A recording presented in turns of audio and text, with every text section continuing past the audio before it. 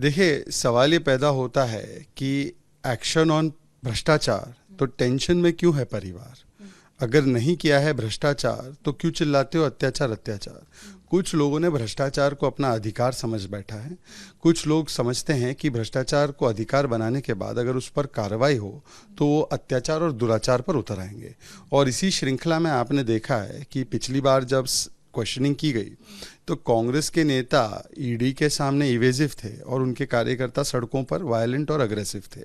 इसी श्रृंखला में आपने देखा कि किस प्रकार से असम में एक पुलिस वाले को पीटा, पुलिस वालों को पर थूका, कानून के कॉलर पर हाथ पकड़ लिया, आगजनी की। और अब जो है कांग्रेस के नेता सरेआम चुनौती और धमकी दे रहे, कह रहे रण होगा।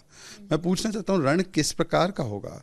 पहले भ्रष्टाचार का प्रण लेते हो और फिर जब कार्रवाई होती हो तो रण करने की बात करते हो। क्या ये हकीकत है कि नहीं है कि कांग्रेस पार्टी के खिलाफ और उसके शीर्ष नेतृत्व के खिलाफ ट्रायल कोर्ट का आदेश आया है कि आपराधिक मामले दर्ज हो? ये हाई कोर्ट सुप्रीम कोर्ट गए, वहां से राहत नहीं मिली। तो क्या रण कांग्रेस पार्टी हाई कोर्ट और सुप्रीम कोर्ट के खिलाफ करेगी? क्या ये हकीकत नहीं कि इनकम टैक्स रीअसेसमेंट ऑर्डर को इन्होंने चैलेंज किया, उसमें भी हाई कोर्ट और सुप्रीम कोर्ट में राहत नहीं मिली?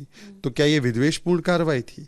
क्या ये हकीकत है या नहीं है कि जब यंग इंडियंस, जिसमें मात्र 2 शेयर होल्डर मेजर है, सोनिया गांधी, राहुल गांधी, इनको एजेएल की सारी संपत्ति, एजेएल के सारे शेयर ट्रांसफर कर दिए गए, तो एजेएल के अंदर जो शेयर होल्डर थे फ्रीडम फाइटर्स के परिवार से थे, शांति भूषण, मार्कंडे काजू, उन्होंने इसका विरोध किया। क्या वो भी विद्वेषपूर्ण कार्रवाई कर रहे थे क्या? और क्या ये हकीकत है या नहीं है कि ये जो यंग इंडियंस जिसको तैयार किया गया, उसने 2016 तक कोई चैरिटी का काम नहीं किया, उसने एक ऐसी कंपनी से लोन लेने का काम किया जिसके ऊपर कई सवाल निशान है। 2016 में ही जब ये सारी बातें निकल कर आई तब वो लोन को लौटाने की चेष्टा की गई, तभी ये सारी बातें उसमें कि चैरिटेबल ऑर्गेनाइजेशन है, न्यूज़पेपर चलाना है, ये सारी चीज़ें की गई। क्या ये हकीकत है या नहीं है कि 90 करोड़ का लोन दिया तो एजेएल को गया था, फिर यंग इंडियंस को ट्रांसफर करके माफ कर दिया गया? क्या कांग्रेस पार्टी ने अपने कार्यकर्ताओं से, डोनर से पूछा इससे करने से पहले? तो ये सारे सवालों के जवाब जब नहीं है तो बार बार सत्याग्रह के नाम पर हत्याग्रह करना, दुराग्रह करना और स्कैमाग्रह में उतरना, ये कांग्रेस की फितरत बन चुकी है।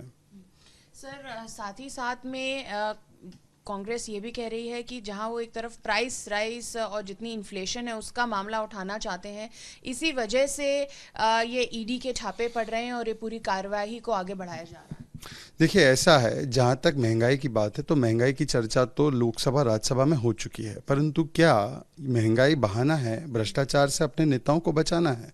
मतलब कि अब महंगाई अगर इतनी ही चिंता है तो राजस्थान में सबसे ज़्यादा पेट्रोल के दाम है, राजस्थान में सबसे ज़्यादा इलेक्ट्रिसिटी के दाम है, वहाँ पर महंगाई के खिलाफ क्या कर रही है कांग्रेस पार्टी? और महंगाई की रैली जब होती है तो राहुल गांधी हिंदुत्व पर ज्ञान देकर आते हैं।